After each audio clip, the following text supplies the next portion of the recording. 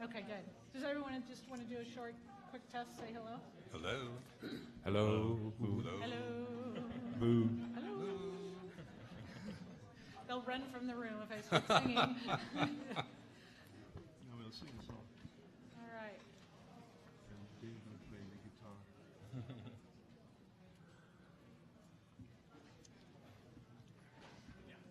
I guess we should wait until we're almost on the nose so folks can get in.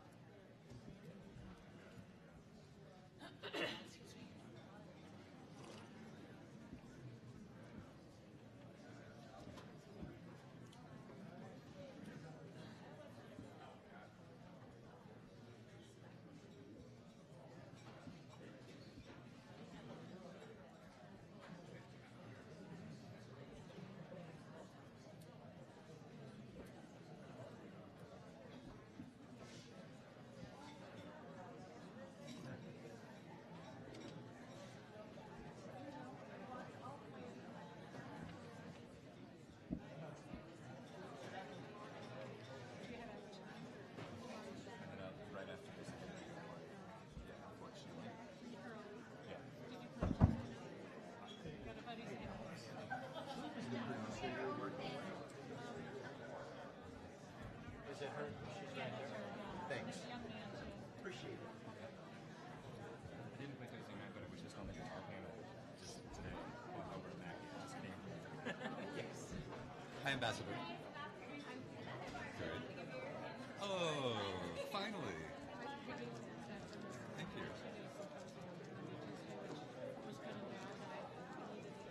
Is that your so-called ambassador? Yeah, I know. Exactly. I've never seen mine, but I think you have played mine. Well, if nothing else. Yeah, it was that's good. It's really And a woman from the state department on the other side, so it worked out really well. But also, then I didn't get to see her. I'm gonna try to do it again that way.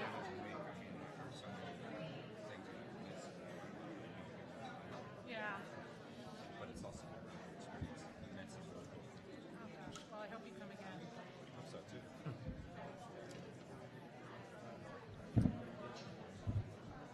Okay, we have about 2 minutes.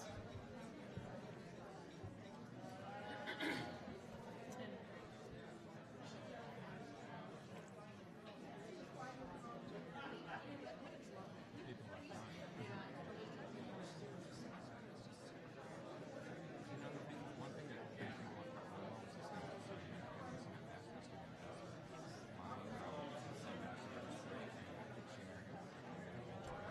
beyond this meeting. Yeah.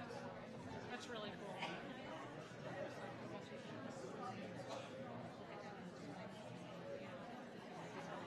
Yeah, and so that happens some. Yeah. It's a tough time, yeah.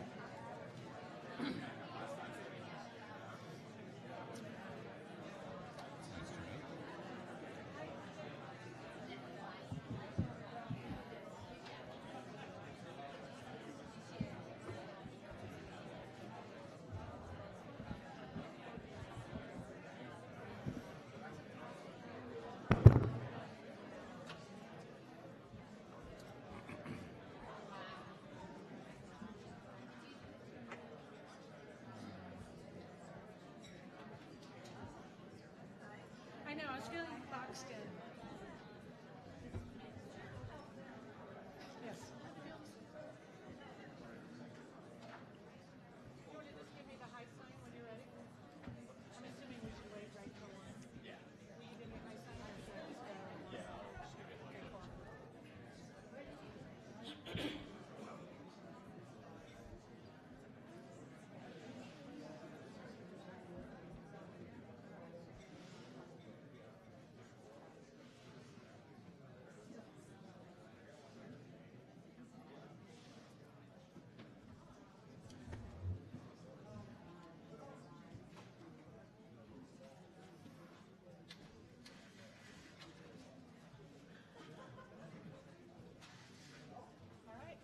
All right, it's 1 o'clock. You are in UMC 235, How Politics Derailed Science.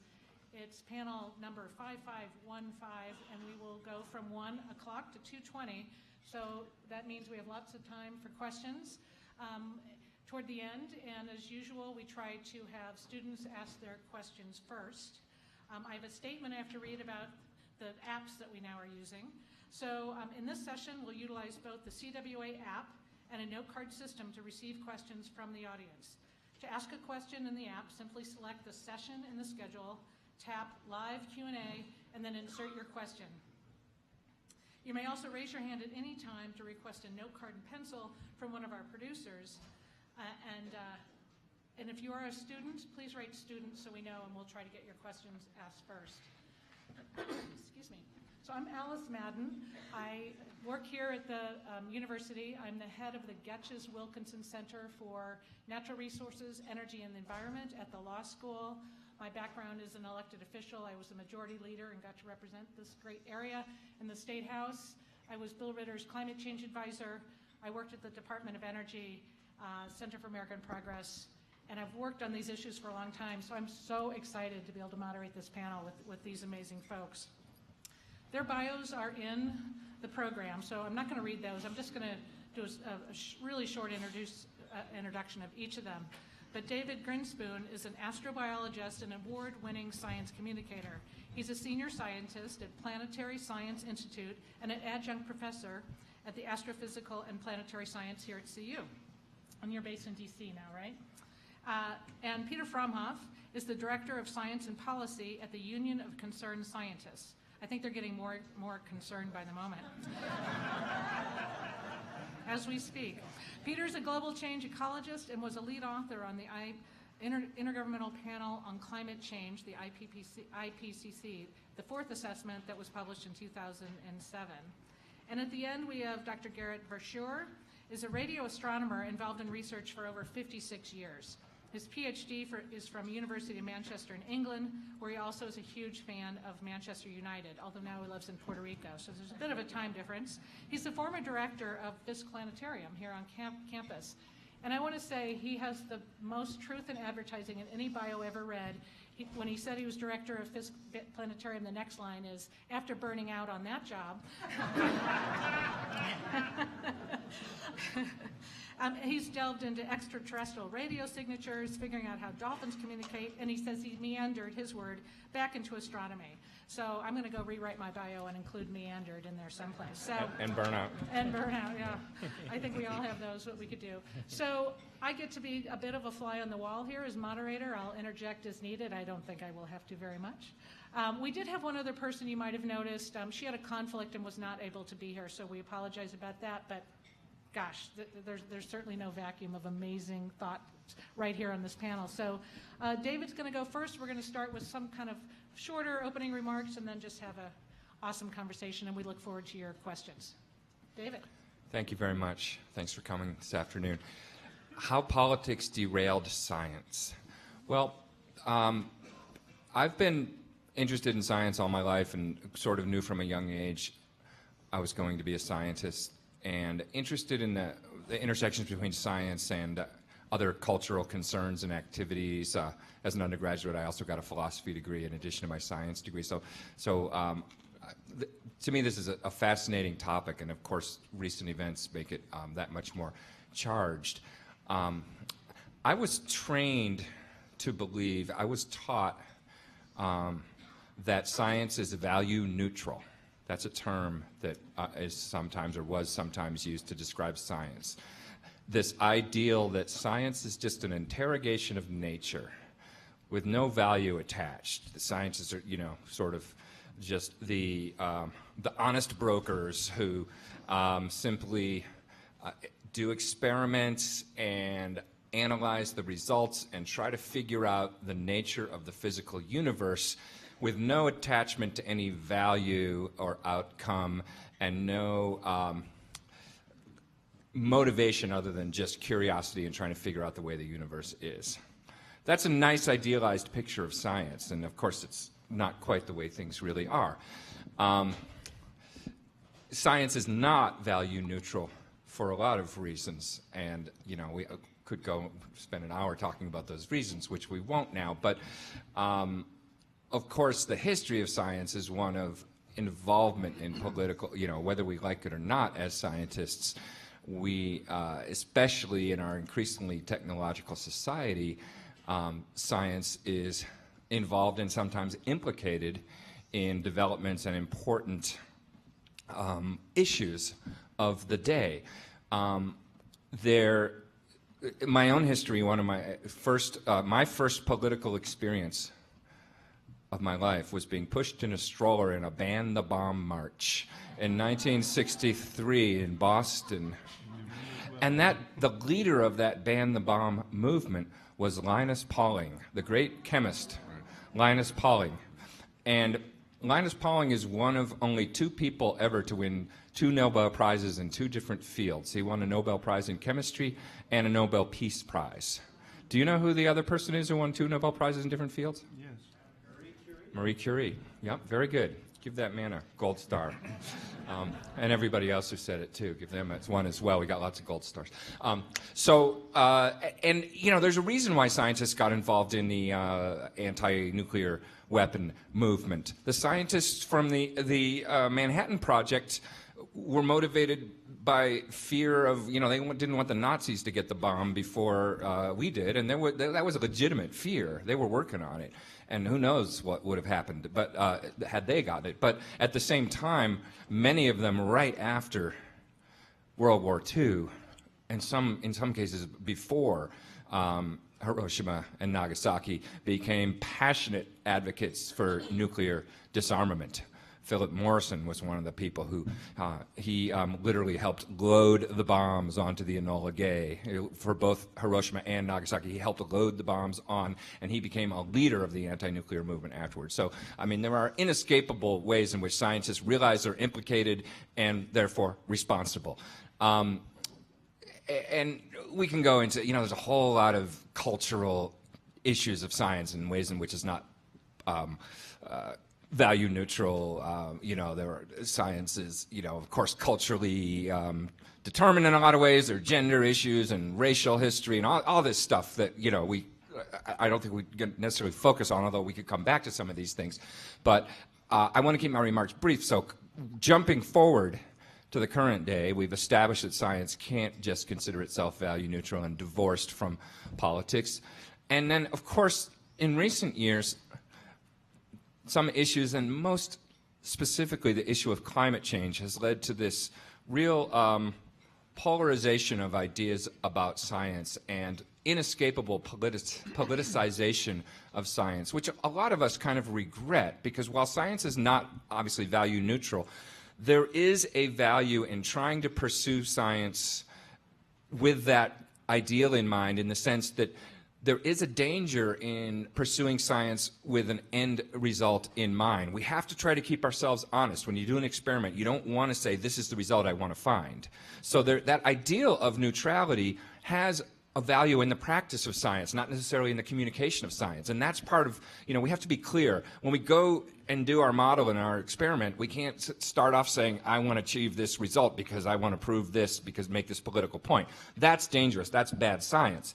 We have to see what nature's telling us the best we can. But at the same time, when we find a result, we can't just say, okay, I'm done, if the result is one that has great concern and relevance to a societal issue. And that's where the role of science gets difficult. Well, of course, with climate change, there's been this whole well-funded effort to discredit certain kinds of science, and that has provoked a reaction, and that's really challenging for science. The culture of science, I would say, it was not prepared for this, and it has led to, obviously, maybe not obviously, but just to state, I am a strong believer in the reality of climate change, and very concerned about that, and feel that scientists have a role in communicating about that and trying to move our society towards solutions and how we change our energy use and all that.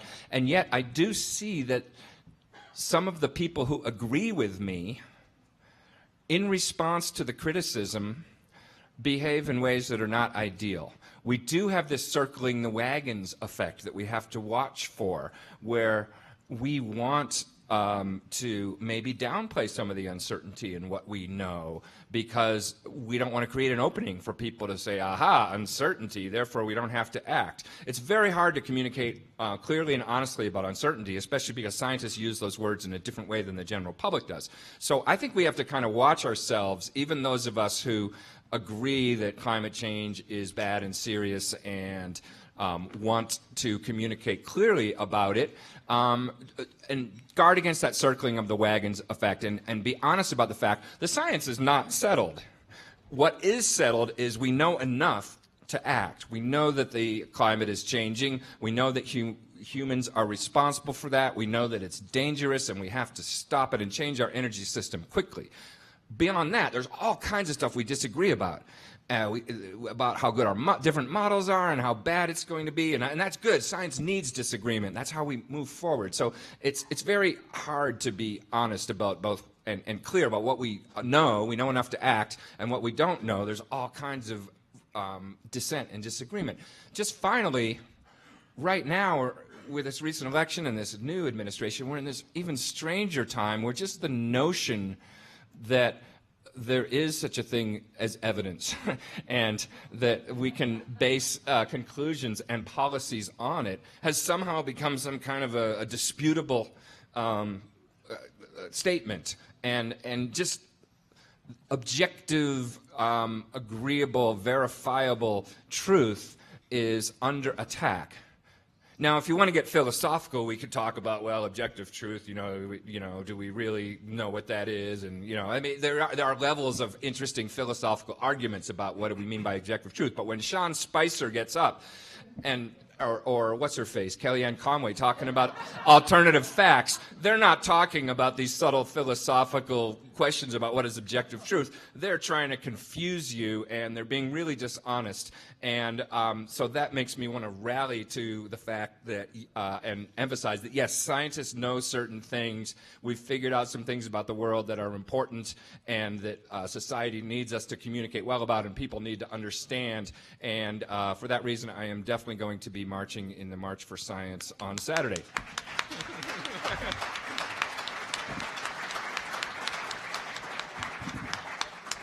Thanks, David. Peter? Okay. Hi, everybody. Thank you for coming today. So the title of this session is on how politics derailed science, and it implies kind of a past tense. And I want to just push back on that a little bit. I don't think science is derailed at all. I think science in this country in particular is robust. There's tremendous scientific research going on in this country. And science, I'm sorry, let me move this closer to my, so I don't think science has been derailed by politics. I do think that science, particularly areas of science like climate change, but many others that are relevant to policy questions that are important to protect public health and the environment, are very much at risk. At risk, not derailed, but at risk. And it's our job, my job, and certainly, and I hope many of yours, at least you feel that, to help make sure that doesn't happen. We're in a moment in time where, as David highlighted, of course, we have let's just kind of look, what are some of the ingredients of this, right? We have a president who seems to have difficulty with evidence and facts on a broad range of issues. We have a Congress and a post-Citizens United world, which is in many respects highly influenceable by vested interests, private sector funding, and the need to, or the perceived need to, raise money from particular interests in order to maintain their standing in office. We have a civil society which in many respects is distrustful of institutions, and government institutions, federal government institutions in particular. And we have a communications environment in which, as you all know, we're living within our own, many of us, in our own bounded echo chambers of information sources that reinforce or validate our worldviews, and it's very hard to find a way to have evidence-based conversations relevant to public health and the environment that cross those boundaries. That's a very toxic mix in which this administration and Congress is currently operating.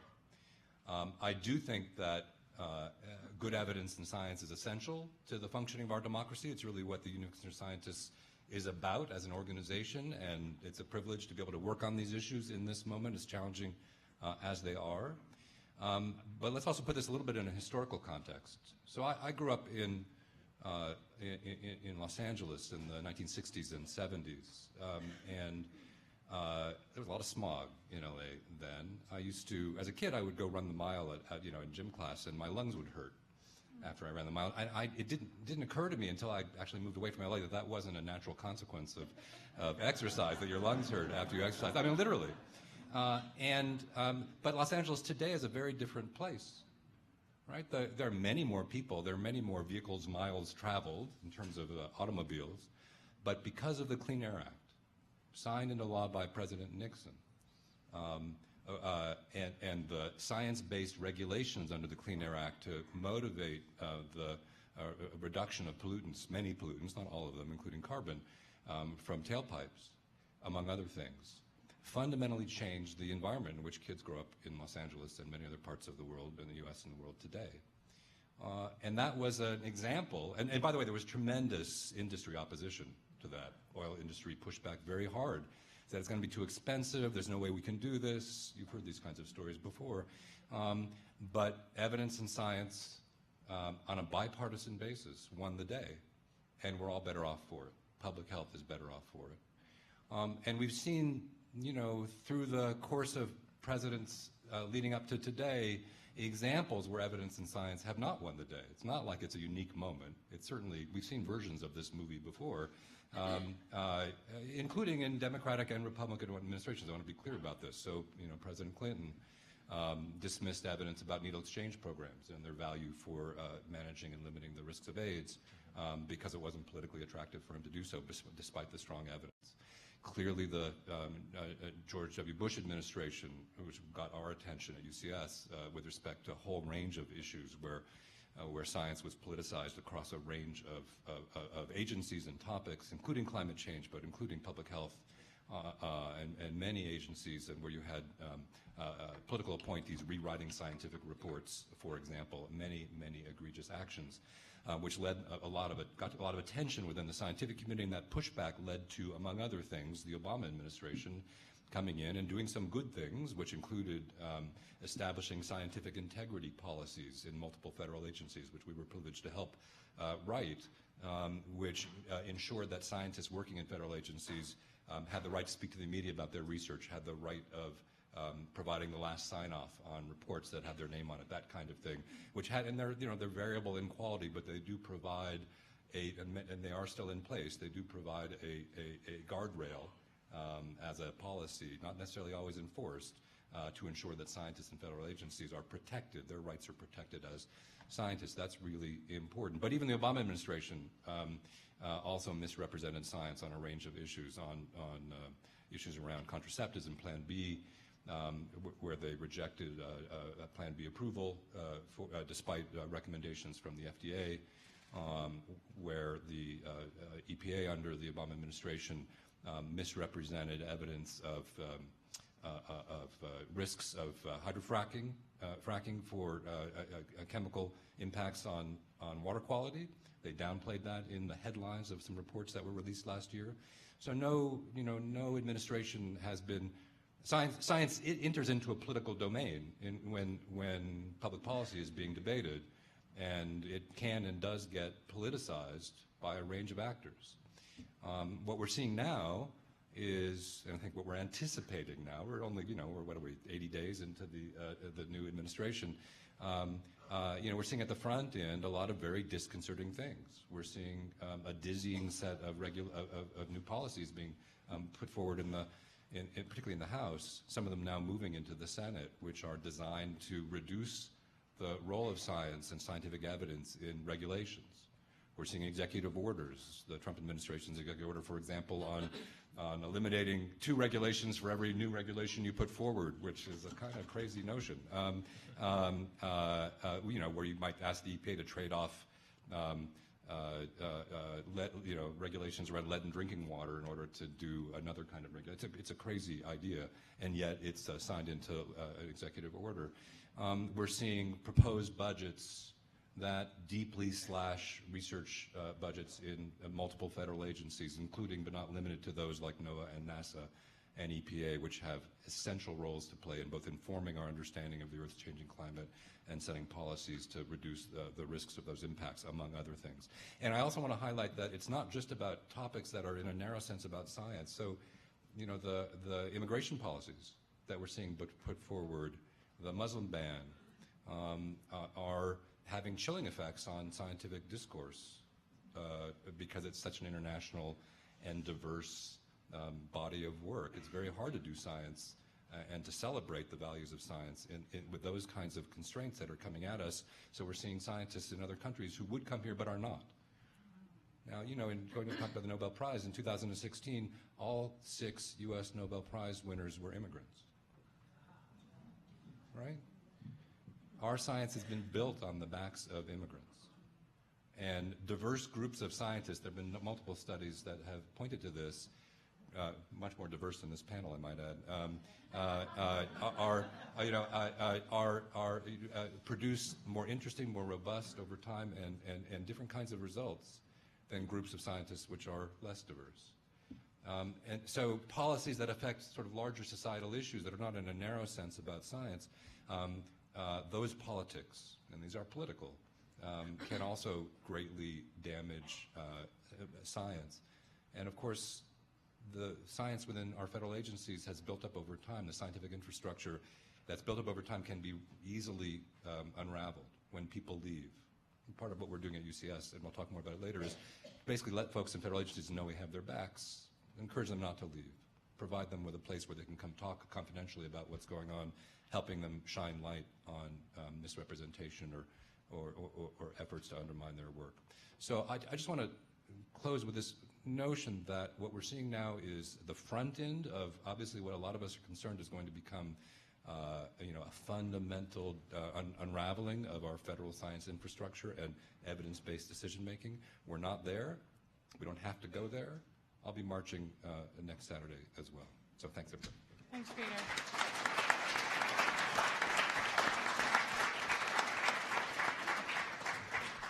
Garrett. Yes, ma'am. I'm an immigrant as well. Only 50 years, though, ago that I came here. So you can send me the Nobel Prize anytime you want. When I quit the planetarium, when I burned out, I was actually on the council, or the committee of the council on the Conference of World Affairs for 3 years. And when I finally left town, I expressed the desire to someday come as a participant, and it became an item on my bucket list. So today is the last day of my fulfilling that aspect of my bucket list. I'm going to talk about a completely different aspect of politics and science as viewed from the trenches, shall we say. Some of you already heard that I am now associated with the Arecibo Observatory in Puerto Rico, which is a 1,000-foot diameter dish located in strange hill terrain just south of Arecibo. And it's threatened with closure. So that is a political issue. Why close Arecibo when it's doing great science? And it is doing great science. And what triggered us last year to announce to the world just how great our science is was a press release put out by the Chinese astronomers saying, we've got a bigger dish than you do. And this is the so-called FAST, or you pronounce it FAST, I think, F-A-S-T, and it's going to be 1,500 feet in diameter as opposed to 1,000. And the press release got an extraordinary amount of coverage in the United States. And the reaction, our reaction was, we were overwhelmed with people saying, what's happened? Is Arecibo obsolete? And that wasn't just from our friends, but all sorts of emails came in, and some of the newspaper reporting of that press release was along the lines of Arecibo is now obsolete. Nothing could be further from the truth, but the damage it did to us was extraordinary, because the politicians would read the newspapers, the Washington Post had it, the New York Times, everybody had it. So that is politics affecting science in a way that most people are totally unaware of. But we had to fight that. So what happened after that was we said, well, we've got to fight it. And the American Astronomical Society had a meeting in January in Texas. So at the end of last year, we asked for a press conference at the AAS meeting. And I wrote some of the press releases myself as first drafts and discovered that some of my colleagues were doing incredibly interesting things. And we just hadn't publicized them. Because most scientists just do their thing, and then they hope that the world will pay attention when it finally gets published, and then by miraculous sort of diffusion that everybody will know about it. That's not what happens. One of the things I discovered about what had been discovered at the observatory was acting together with the Russian Astron spacecraft, which flies out and almost to the moon and circles the Earth. And we combine the signal from Astron with the Arecibo dish to produce what's called an interferometer. And then you can measure very, very small angular diameter structures in radio sources. Now, for 50 years, we've known why radio sources emit strong radiation. It involves electrons spiraling around magnetic fields. It's called synchrotron emission. It doesn't matter if you don't follow the technical thing here. But the point is, if you know the angular size of the source and you measure the brightness that you're measuring with your telescopes, you can show what the actual physical mechanism is doing at the source. What the Astron experiments did with Arecibo was they discovered that the sources were so small and had to be so bright that the theory for producing the radio waves could not possibly explain it. So after 50 years of knowing why radio sources emit radio waves, suddenly they have these data from this Russian spacecraft and Arecibo working together saying, hey guys, you got to re-examine your theories. So those observations are continuing, and for those of us who care about these things, that is incredibly important. And it's an experiment that cannot be done without Arecibo because of its huge collecting area. So we wrote press releases, and we had a press conference. It was very well attended, and we got quite a lot of coverage. But I don't think we ever undid all the damage that was done by the Chinese press release. So politically, in order for Arecibo to survive, we have to get the NSF wants to stop funding us, but NASA has to continue funding us. So there's this sort of strange dichotomy there. So we have to continue to let the politicians know, who have a say in all science funding. But how do you reach them? Well, you have to do it through press releases or press conferences, which is very, very tough. And I'll say something even more personal level about press conferences and media involving themselves with science. There is astronomers are very conscious of this. There's been a lot of publicizing your results by press conference, even before your results are published through the refereeing, the usual peer review process. This has produced some very embarrassing consequences.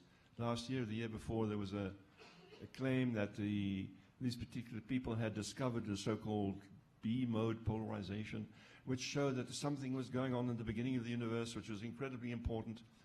And then it turned out that they'd made a mistake. But it went all around the world. Media said, big discovery in cosmology, turned out to be wrong. They did that press conference before any peers had read their papers or reviewed them or approved them for publication. So this is happening to us all in astronomy. If I make a new discovery, if I want to have any chance of making it known, I have to have a press conference or a press release. And then I personally run into another barrier. First of all, if you write a good press release, the media love it because they don't have to do much work with it. So that makes it easy for them. But if they see, and this happened to me when I was at the University of Memphis, where I'd made a big discovery, as far as I was concerned, concerning cosmology, the media people would look at that press release and say, oh, Garrett, for sure, University of Memphis? Where's University of Memphis? That's not Harvard, that's not MIT. We won't bother to cover that. So, or even worse, oh, he's from South Africa? Nah, just can't at all. You know.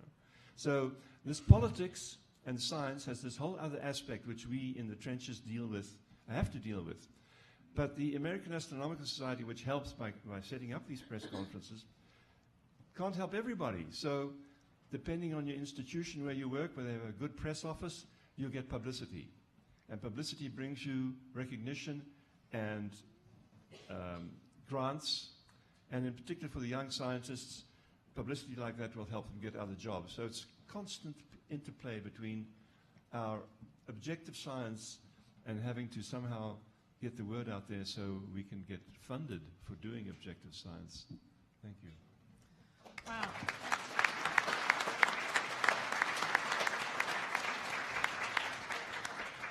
I know that's probably spurred some further conversation, and I'm just going to throw one thing out in the meantime, which you can talk about or not. But this just didn't happen. This is a very strategic effort, well-funded effort to try to derail science. There's groups like the Heartland Institute. There's groups like ALEC. Peter just told me that ALEC shipped out. ALEC is a very conservative think tank that supplies legislation to state legislators on a silver platter. Very conservative efforts on a number of things, but they just sent out a very conservative science curriculum. Actually, that was the Heartland Institute. Oh, Heartland. Yeah, they're interchangeable.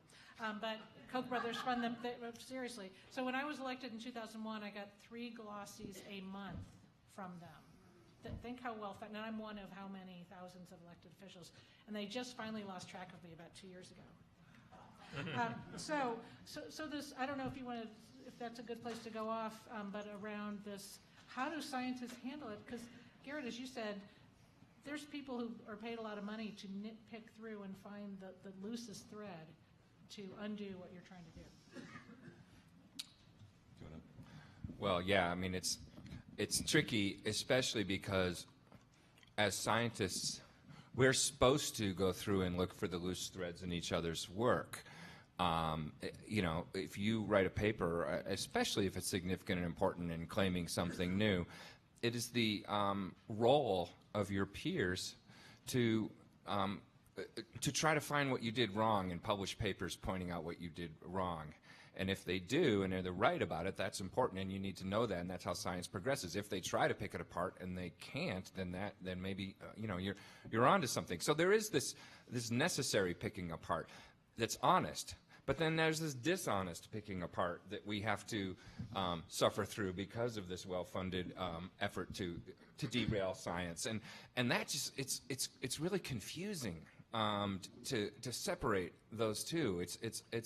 It's very hard for us. I think it's one of the reasons why this is a challenging time for the scientific community. I wanted to comment on one other thing, if I could, that came up in both of your comments. Garrett, you mentioned this collaboration between Arecibo and that Russian spacecraft, which just sounded really cool. I didn't know about that. And it made me think about the fact that science is inherently international, especially Earth science and planetary science. You know, we're studying the Earth and we're studying other planets, and it really doesn't make sense to do it in isolation. You can't do it really well in isolation. You know, there's a long history of that. During the Cold War, the Russians and the Americans had separate space programs and were competing, but the scientists were kind of, you know, surreptitiously sharing information with their Russian colleagues and their American colleagues because we wanted their Venus missions to work, and they wanted ours to work, the scientists, because we wanted, you know, we wanted to know about Venus. And so there is this value. Scientists, of course, are motivated by all the petty, stupid things that all humans are, ego and greed and whatever, but we also do have a value of just wanting the answer, and that does lead us to transcend differences. Now, but unfortunately, you mentioned immigration, and there's been a lot of hassling of not just scientists, academics at the borders. And a lot of people turned away, and as a result, even worse, well, I don't know if it's worse, but it's as effective that people now deciding not to come to meetings. Colleagues are saying, I'm not going to bother to come to your astronomy meeting because I don't want to deal with the possibility of being hassled at the border. And there's an effect I think is happening, and I haven't seen this written about, but I think there's a brain drain from the United States that may already be starting, because I was just up at the University of Victoria in Canada. I spent a week there doing some teaching and speaking and stuff, and I met a couple of young American scientists who told me they had decided to start their careers there in Canada because they didn't want to deal with being scientists in Trump's America. And these are smart people who have the choice. They're getting offered jobs. They have the choice to go. You know, not everybody could say, I want to work there, not there. These are some of the really smart young scientists. And they're saying, I'm not going to go work in the United States. And I haven't seen anybody write about that. But there is really the possibility of brain drain and of, seeding our leadership in some of the non-obvious as well as some of the obvious ways in these important, crucial areas of, figuring out the science of what's happening to the planet and how we had better responsibly interact with it. Yeah, I totally agree. Thank you for that, David. Let me just make a couple of additional points. I want to talk about the responsibilities of scientists in this moment.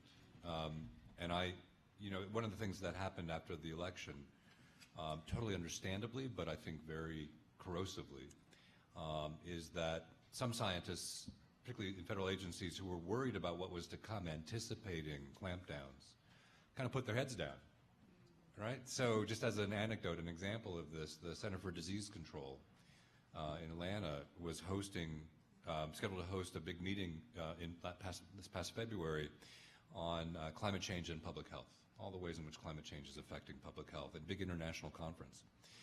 Shortly after the election, they canceled the meeting. And they made no statement for why they did, but it's quite clear, and we've had lots of conversations with folks at mid-levels within CDC, is that they just thought it was a little bit too risky. They didn't want to put their heads up, and that's very dangerous.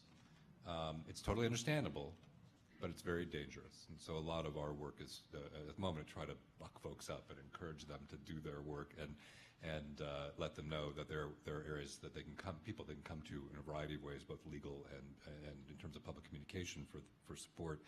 I also think that we, as scientists, and this comes a little bit to what Garrett was saying, we have responsibilities to communicate our work in ways that go well beyond the peer-reviewed paper, right? I mean, especially for those of us who are funded by taxpayer dollars.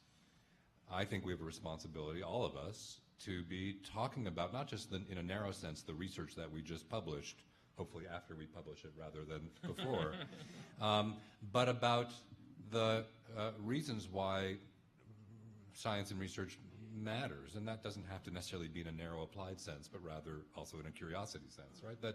That science matters, and to share that interest and curiosity and interest in having science matter in various public ways. And press releases and the media in a formal sense are certainly one, but in this, as David well knows from his work as a science communicator, there are lots of ways in which scientists can and I believe should be communicating social media and so on. It's tricky.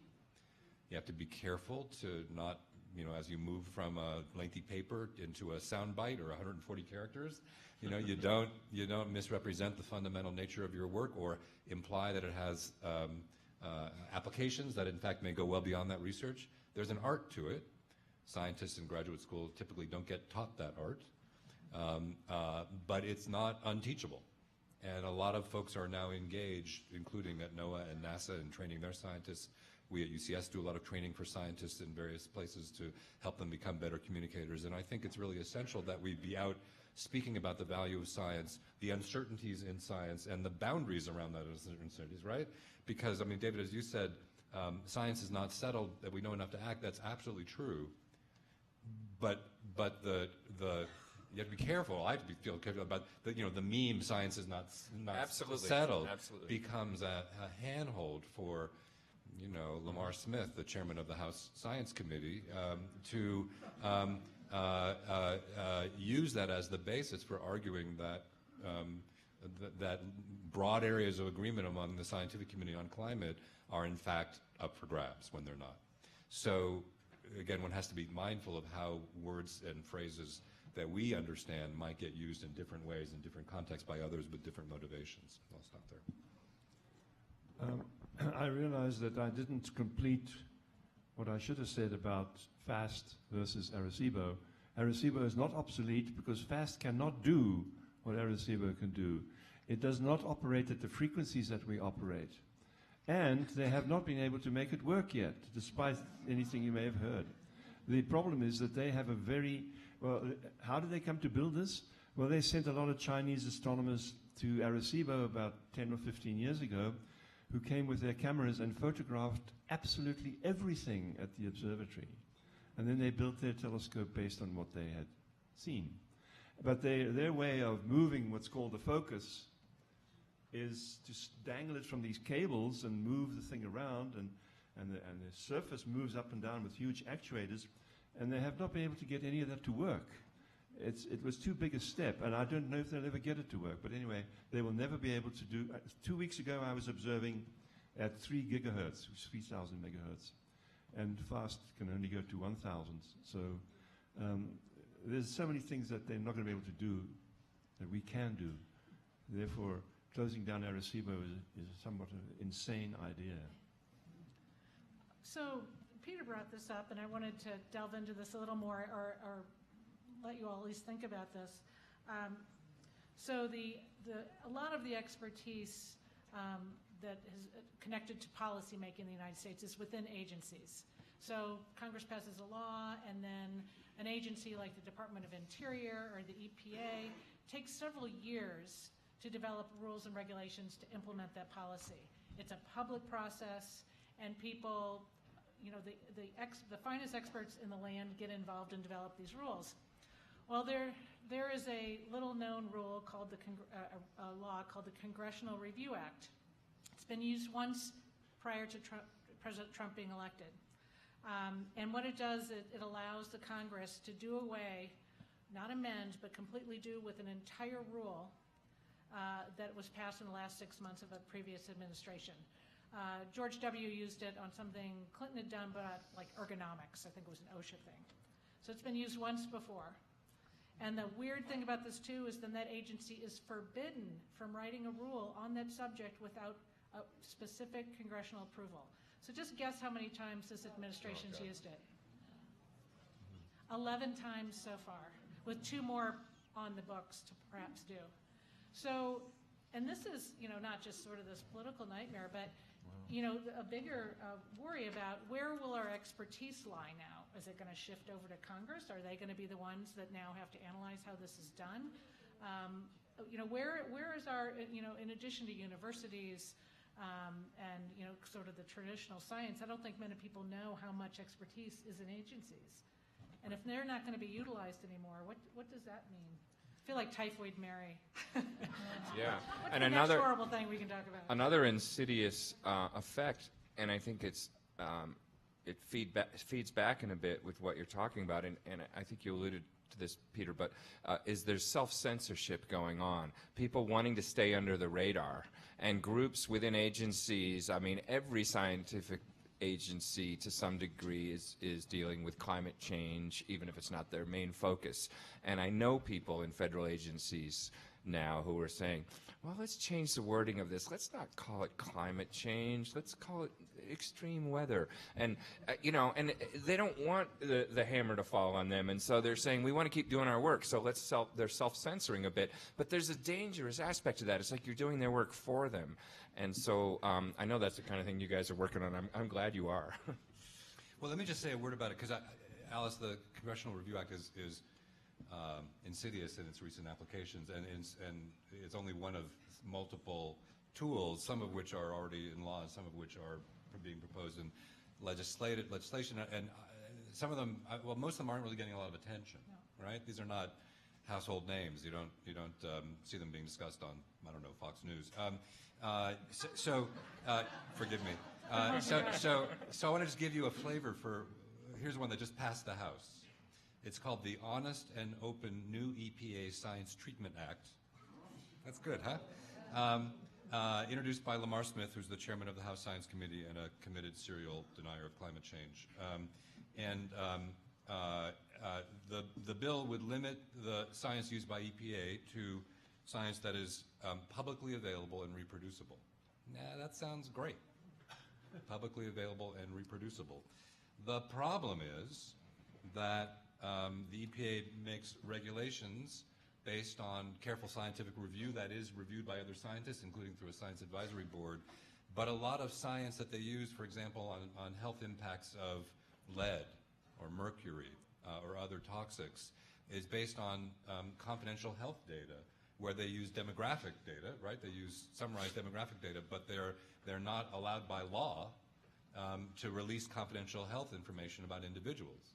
And what this means in its intent is to therefore exclude public health data based on studies where you'd have to respect confidentiality of individual cases, would not be admissible for the EPA to use in its development of science-based, evidence-based regulations.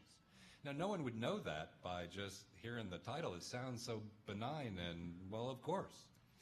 But that's just one of multiple examples where, and you kind of think about this as there's been this pent-up desire on the part of certain members of Congress and vested interest, folks, corporates, companies who are opposed to regulations because of perceived costs, notwithstanding the cost of public health of not having those regulations, to push these forward now in this perceived window of opportunity. I just want to highlight, though, that sort of our job is to help push back, and there are a variety of ways to do that. So, for example, these also have to pass the Senate. There are a number of senators who are swing votes, and we work, and we're not the only ones, but we work with scientists and other constituents in their states to help make sure that they're aware of this legislation, of its impacts and consequences, and that they're meeting with their members of Congress in order to encourage them to do what I would consider the right thing. Now, this is a value proposition, right? It's about advocating for science to have a seat at the table and for science not to be misrepresented. And we work with scientists who want to advocate. And I entirely agree with David's earlier point about being it's really essential to distinguish what you know from what you believe. But I think it's also legitimate for scientists as citizens. It's not like when you get your PhD, you lose your citizenship, right?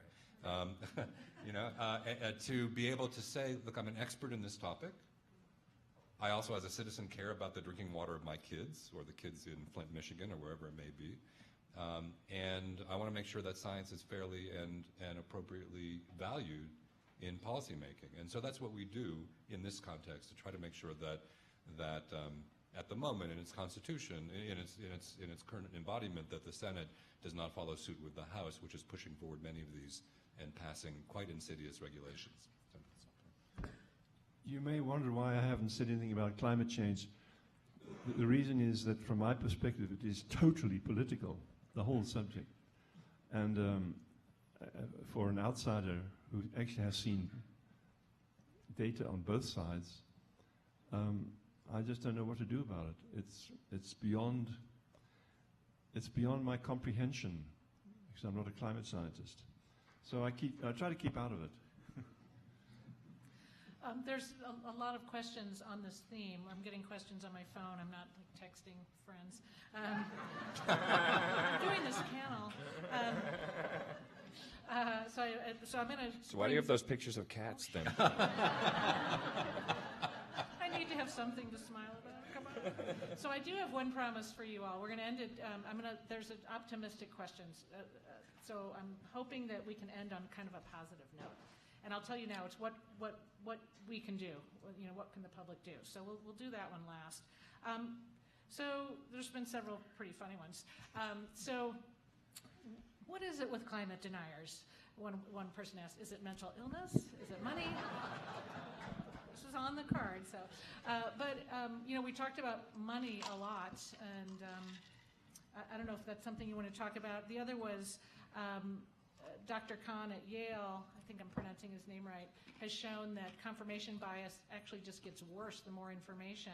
We now have this, you have designer news. Whatever you choose to believe, you can go find, confirmation for it. So how can scientists deal with that? I've got one thing to say about that. I've been really wondering about the term science denier. I think maybe we should retire that term. And I think it's an entirely accurate description of the mindset, and it's an intense thing to say because it's historically resonant with Holocaust denial. I mean, that's what it's an implicit comparison. And there's some relevance there. You're taking some established expertise and that's important to humanity, and you're just saying, oh no, we believe something different. And he's like, you can't, history is history and science is science. So, I mean, it's an accurate term and a strong term, but the reason why I think maybe we should retire it is because part of the answer to this question of how should we deal with it is by listening and trying to understand. And it's a term that prevents that. There are a whole, of course, host of reasons why people are now I'm trying to think of the right term because I'm going to say why people are climate deniers. And skeptics isn't the right term. We invented deniers because we didn't like calling them skeptics because they're the opposite of skeptics in a certain sense. Disbelievers, whatever. There's a whole host of reasons. Some of them are just blatant dishonesty, greed amongst people that want to keep the fossil fuel profits going. But there's a lot of people who genuinely believe that aren't greedy, they're misinformed, and they live in this other information universe. And obviously we have this problem with polarization in different countries within our country here. And it's incumbent upon us to try to reach across those boundaries and listen and understand where people are coming from. I think that's a big part of how we approach this. And so maybe we should think about the language we use and not use language that is sort of inherently saying you're an evil idiot and therefore and I'm superior to you I just think we should really try not to just turn off conversation and be mindful of the language we use. Yeah, I think that's important, David, and I would struggle to figure out what other language is, just as you were, and that's probably a good conversation to have. It's also just on the case of climate.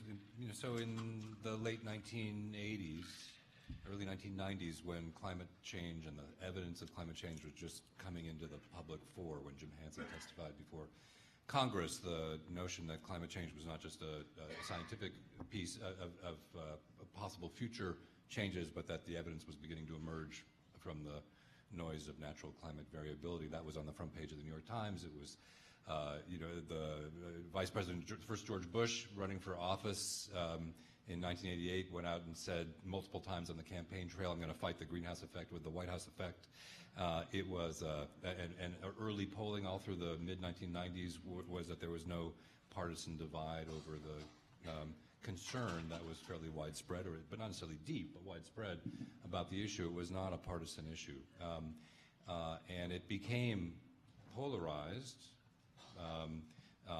as a consequence of a significant disinformation campaign that has been well documented. We could talk about if you'd like, and it did play into people's filters that Dan Kahan, the psychologist at Yale, has so wonderfully documented. So there are individual reasons why we selectively are attracted to evidence that fits with our values and worldview. And it's not only people on one end of the political spectrum for which that is true, right? Let's be really clear about that. So let's use another example of vaccines and autism.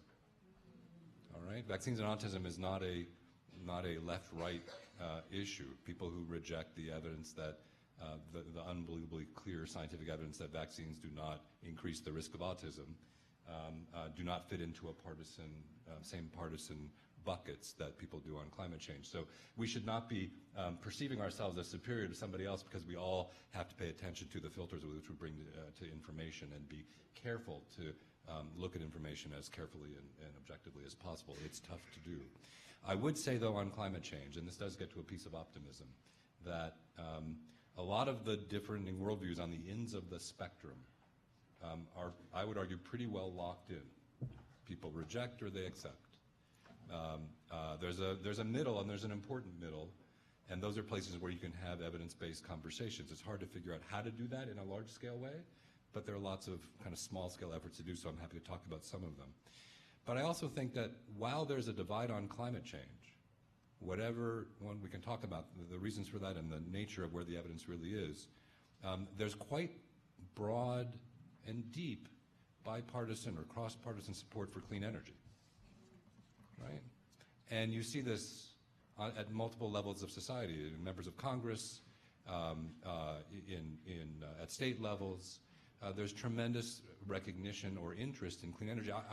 We work a little bit with folks in Arizona with a group that's really interested in having expanded policies to put solar energy on rooftops, led by Barry Goldwater Jr. Right? No flaming liberal. His frame of reference and the folks with whom he works is not about climate, or it's about energy choice. They want to be able to make their own decisions about what sources of energy they get.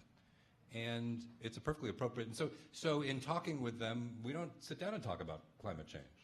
We talk about shared interest in clean energy. You got to start where people are and work with them on common ground in order to achieve goals that you share, even if you use different language and values to get you to those goals. And I think that value of clean energy, which is in no small part a function of the changing economics, as well as policies, including state policies to promote renewable energy, is a really important camel's nose under the tent in order to motivate actions consistent with limiting climate change, even if they're not motivated by a shared concern about the risks. Garrett? I will say something about climate change. Okay. I agree with what David has said. Use of the word deniers, I regard as an insult for those people, and I count myself amongst those who are not convinced that we know everything there is to know about climate change. That there are areas where, in the middle, as you were saying, where we don't know everything. But at the other extreme, some people are saying, well, there's consensus. Well, anybody who tells me there's consensus in any area of science is not talking science. Because no matter, at every point in your career, you realize that, oh, now I know it, and then later you realize you didn't know it. So on the one hand, saying consensus, or the other hand, saying denier, I regard as equally irrelevant.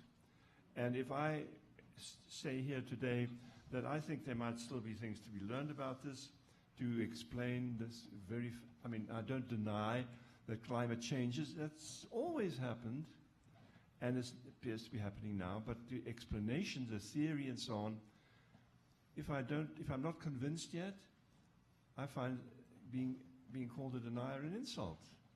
I'm not denying that it exists, I'm just denying that, never mind. No, Garrett, you're making an important point, and if I can just quickly respond. Is that all right? Because I think it's important to have this dialogue. So I don't know you well enough to know what I understand that your set of understandings about the science of climate change, and so I would certainly apologize if I or someone else used that label based on what you just said to imply your understanding. That. No, that's important. However, I would apply that label to the chair of the House Science Committee. And I would do that unabashedly, because his motivations are political, and his statements and misstatements from his perch are egregious. In terms of what he's not seeking to get better understanding. Right. He's not seeking to promote research to reduce uncertainties. Yeah. He's seeking to avoid having to address the problem. Now, and if you've sat in his office and had a conversation with him, which I actually have, you realize that he actually knows a lot of science, which reinforces what you're saying. Yeah, exactly. So I have a really short answer to one of these questions. Why is climate change a political divide in the United States only and nowhere else in the world? And the answer is campaign finance. So, yeah.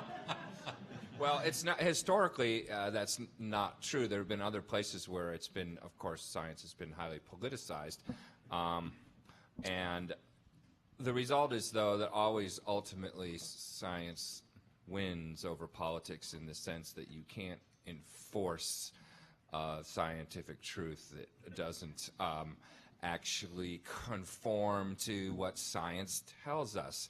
And this is, by the way, you said we're seeking optimism.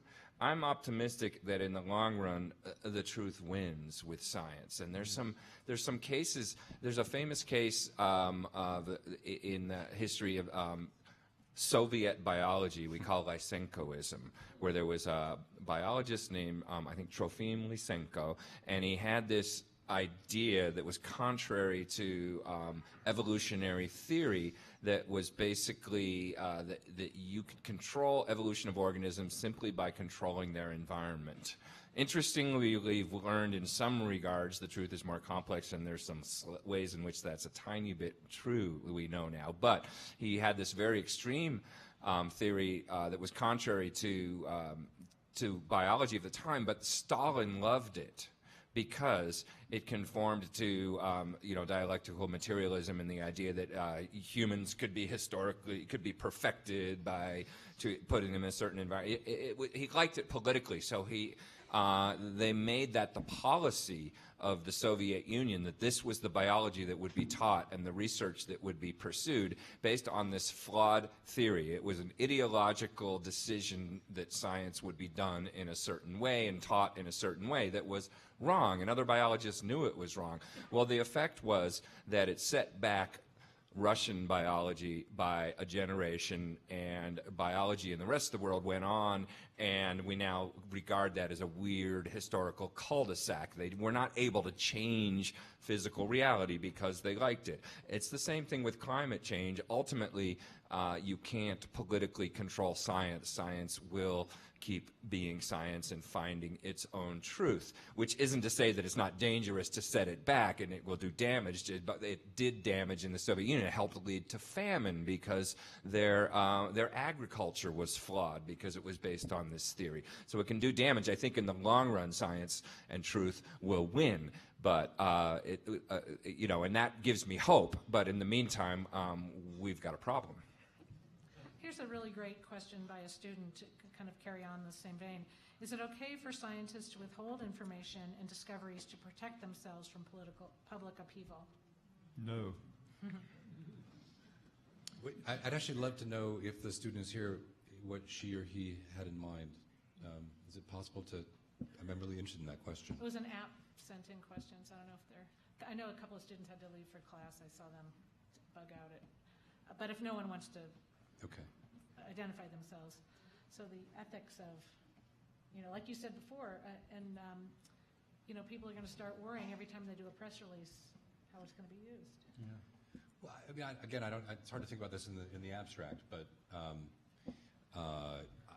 sort of asking: is there science that's so dangerous in its implications that it should not be publicized, or at least put into the peer-reviewed literature? That's a tough one. Yeah. There have been some cases where, like there have been a couple cases where, like, somebody had, there was a question of whether they should publish the genome of, I'm trying to remember what it was, but it was a way to make a bioweapon that could basically, like, wipe out all life on Earth.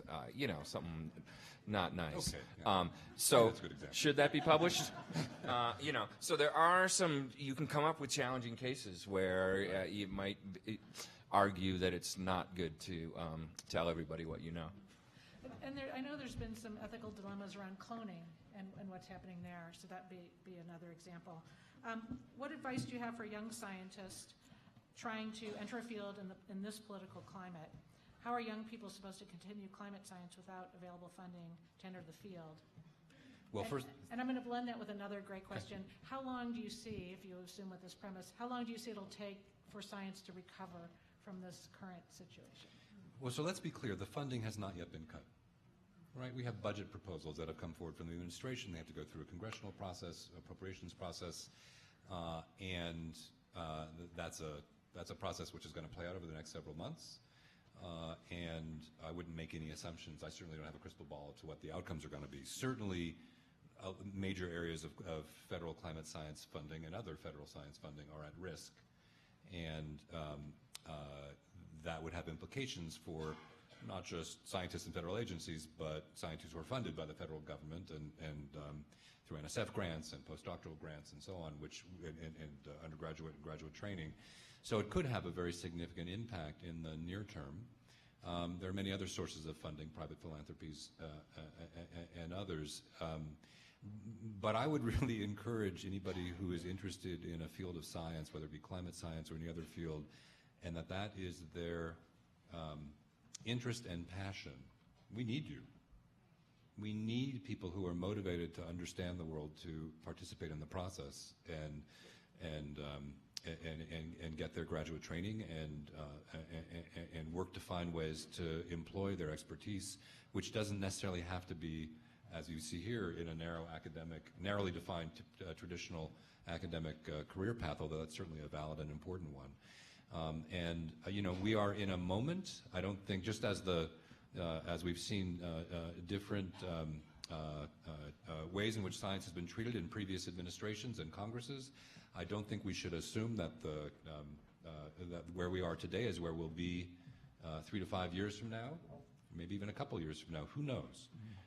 But I think it's really essential that we not have the concerns that we all share, or at least a lot of people I talk to share, about funding cuts and efforts to clamp down on important science, lead us to act in ways that reduce our own, sort of to feed into that, right? That's really essential, that we continue to find ways to encourage people to participate in the scientific process, because we really need folks to engage. We can't afford to lose good capacity. Yeah, I agree completely. Don't lose heart. Don't give up. We need you now more than ever. It is true that these funding cuts haven't become real. We're going to work against them. It's not true there hasn't been any damage, because the hiring freeze is already in effect. And I mean, I actually know a young woman that I've never met her, but we're Facebook friends, and we've been communicating for a long time. And I think that she regards me as maybe a bit of a mentor. And she just finished her PhD, and she had a job offer for the EPA, and the paperwork hadn't been finalized, and literally her career dreams vanished with the hiring freeze, and now she's struggling and trying to find something. So people are being damaged right now, and careers are being damaged. And, it's not it's dangerous, it's scary. But on the other hand, our scientific enterprise certainly hasn't evaporated. Most of it hasn't hit yet. Maybe it won't. And I actually believe there's potential for us to not just go back to the way we were before this administration, but maybe even shoot far in the other direction. There's this potential slingshot effect, where there's a rousing now of concern, and people who were sort of concerned but thinking, they got it, we're fine. Now everybody's really realizing we're not fine. It's possible that this is the last gasp of the old white rich guys who want to keep pumping oil and screwing the rest of us. Who knows? But but it's possible this is the last gasp of something, and that the slingshot's being pulled in one direction, and it's our obligation to try to release it and fire it in the other direction. And I think that's actually possible. Well, the hiring freeze was just canceled the other day. I read it in the paper, in the Washington Post. But I do want to, we talked about this in our other panel, David. The outlook for new students is not great. And it has nothing to do with funding. It just has to do, there are too many people wanting to do science. I'm talking from the astronomy point of view. There's too many students graduating with PhDs who now have to go through 2 or 3 postdocs before they even have a hope of getting a job. By then they're about 40 years old.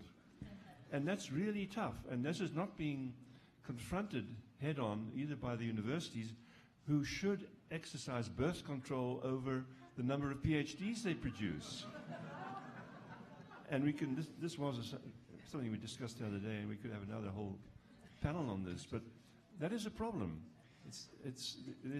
The American Astronomical Society is now so much bigger than it used to be, but the funding for astronomy hasn't gone up like the number of astronomers that are now trying to get jobs. It's just tragic.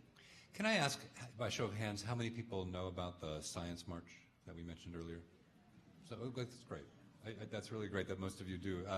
So just to be clear, so scientists as a category of humans are not typically marchers, right? This is true. It's a definite, man bites dog kind of thing. There's going to be sunlight. And scientific institutions like the American Association for the Advancement of Science and other scientific societies do not like being activists. It's just not part of the culture. And because of the moment we're in, a very broad swath of very kind of socially conservative, I can use that phrase, institutions and members and scientists from all walks of life and disciplines are going to be out marching and holding signs and probably wearing lab coats they don't otherwise wear. I know I've done that. I have a lab coat I use only for this purpose. And it's a beautiful thing. and it's a necessary thing at this moment in time, in my view. And but what's also necessary about it, again, in my view, is that it not be a march by scientists, it be a march that celebrates science, and that it's. Thank you. And that if it's just a bunch of folks like us in lab coats, it's kind of missing the point. It's really about making a public statement in a powerful way about the value of science to our society. And people who benefit from science, which I would say are all of us, need to be out there too. If the ratio is too many scientists to non-scientists, I think we've kind of lost. So if you don't have something better to do, and you're in a city, it might be, DC is the center of gravity for this, but there are lots of satellite marches going on. I know there'll be one in Boston. So take a look. There's one in Denver. Great. I'm glad to hear there's one in Denver. So you don't need a lab coat. You just got to show up, and I want to encourage you to do so.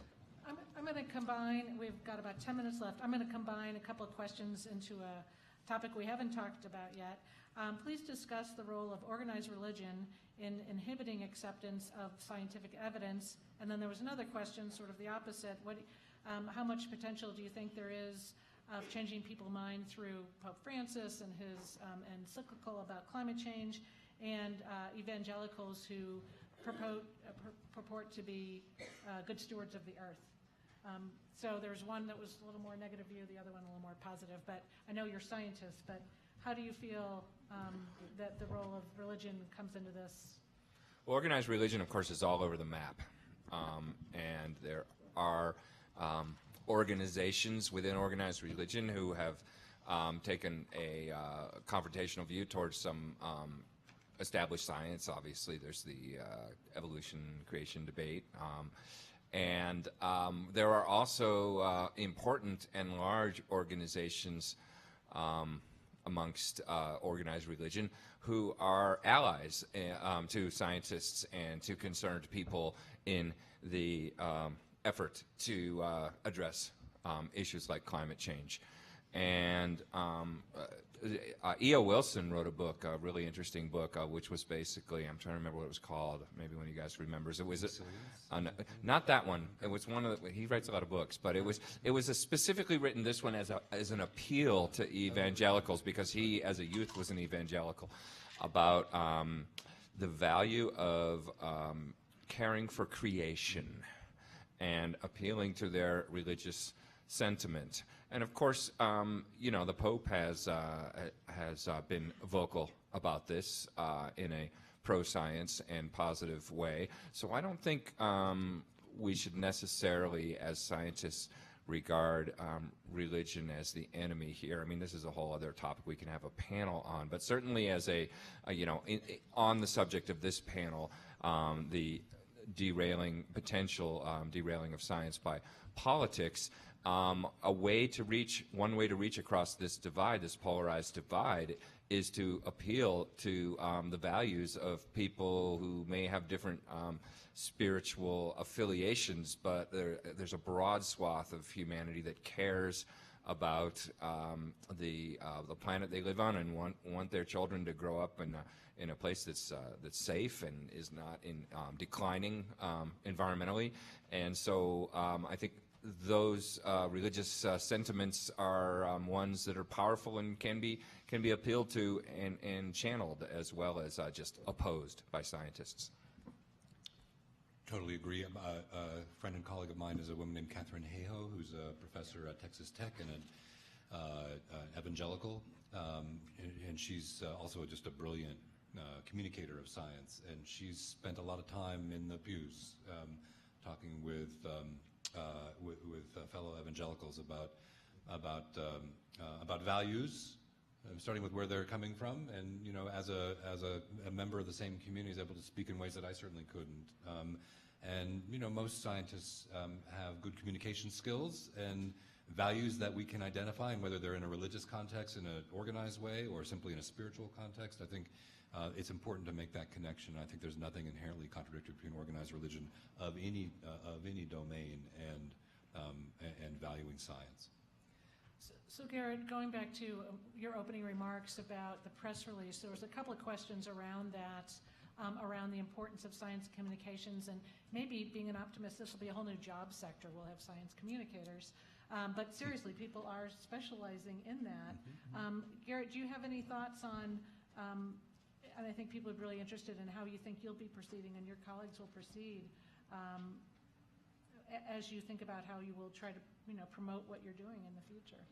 Well, I've been communicating science to the public since my first book in 1973, and there used to be a joke among my colleagues that what was it like to be number 2, because number 1 was Carl Sagan. And I think I've written more books than Carl Sagan has, but you don't know that. Why not? Because I don't have an agent and I don't have somebody to hype what I do. I'm not writing very much anymore because I'm doing research, and I want to do something really big. And when if what I'm now looking at turns out to be correct, which will take me a few more months to figure out, then I will do a press release. Okay, we have 5 minutes left, and I'm going to again there's so many questions about what we can do, what can people do, how to protect science education, how to battle alternative facts. So tell us how to solve all this, please, in 5 minutes. Solve what? People want to know what they can do, what action they can take to protect science education, to battle the people who want to pull the thread, and, for their own narrow purposes. I think if any of us had a silver bullet on this, we'd be employing it. But in my view, we are going to win, in the sense that reality always wins. You can only deny it for so long before, like I mentioned, the Lysenkoism in the Soviet Union. It's going to be climate denialism or climate avoidance, whatever. We got to work on this. But this tendency to reject the obvious, increasingly obvious truth of human involvement in changing the climate, and the necessary changes in policy and behavior that are pretty clear, really now. That is going to, at some point, be regarded historically the same way we regard Lysenkoism, although it's going to seem a lot worse because the consequences are a lot worse. We're going to get beyond this and through this. It's a question of how quickly and what's the damage going to be. We are transforming our energy worldwide. Solar and wind are getting cheaper. Fossil fuels are ultimately on their way out. It's going to take way too long, clearly, and there's going to be a certain amount of damage and displacement and harm. And so to me, it's a matter of the rate at which we win, and how much damage can we avoid. We're not going to avoid it all, but in the long run, I'm optimistic because the truth will win, and we are going to transform our society in a way where our energy systems are not destroying our climate. I'm certain of that. It's just we need to hurry it up. And how do we do that? It's, again, there's no obvious, brilliant one-liner solution, but everything, the communication is so essential, and education is so essential. And I'm very heartened by, if you look at history and predictions of the future that were made in the past, and that's partly what I did when I was at the Library of Congress a couple years ago in this project. I did a little project called A Brief History of the Future, where I looked at predictions of now from a long time ago and tried to think about that. We always project things forward in a linear way. We can't help it. I think cognitively we imagine the future as a linear extrapolation of trends now. But of course, history doesn't work that way. There are tipping points, not just in climate systems, but there are tipping points in human culture and human system too. And changes in consciousness, that's really what we're talking about, can be sudden, and you can reach a point where it just becomes obvious to enough people that we have to act on this, and you can only ignore the truth for so long, and I believe that is what's coming in this country and in our society. Closing remarks? So, well, it's a great place to end, and a challenging one. Look, in my work, I spend a lot of time thinking politically and strategically about how scientists in particular can help push back. But of course, there's roles for all of us to play. I know for myself, I'm trying to be more intentional about getting out of my echo chamber, right? That is to talk to people who bring different values, come from different experiences, live in places that are not, in the bluest of zip codes in my case, and I would suspect here as well. And I think, and to not allow through those conversations, to be respectful in those dialogues, to find places of common ground and then talk about why I believe what I do and what the role of science is in informing those beliefs. I need to do a lot more of that, and I think there are lots of ways that all of us can look for opportunities to do that and help avoid the normalization of misinformation as the place that we unravel to. I agree in the long run we'll get past this. In the long run, of course, the climate may change quite dramatically in a way that will not be commensurate with the pace of the social change that will happen, but for our intentionality about it. And I think it's really essential that we all look for ways to break out of our echo chambers, talk about the values of science and evidence for the ways in which we look at the world to others, try to help them look for ways to connect with people outside of their bubbles, and also vote. We're all citizens, so make sure to vote. In our last minute, Garrett, I want to make sure you have a chance to. Yeah, the answer to that one question that a student had about how to play a role, education, of course, is incredibly important, so continue with that. But try and broaden your education just out, not just inside your narrow field. Quite frankly, I will end on a negative note. It's not out of the question that we could slip into a dark age again, because we really don't know what the future holds, which is why I've written about asteroid impacts, which worry me more than probably anything else. And now global climate change may well be pushing us over an edge. So what can you do? I think the best thing is to stay as informed as possible and do whatever you can to help. But I cannot predict the future. Let's give these folks a big hand. Thank you so much.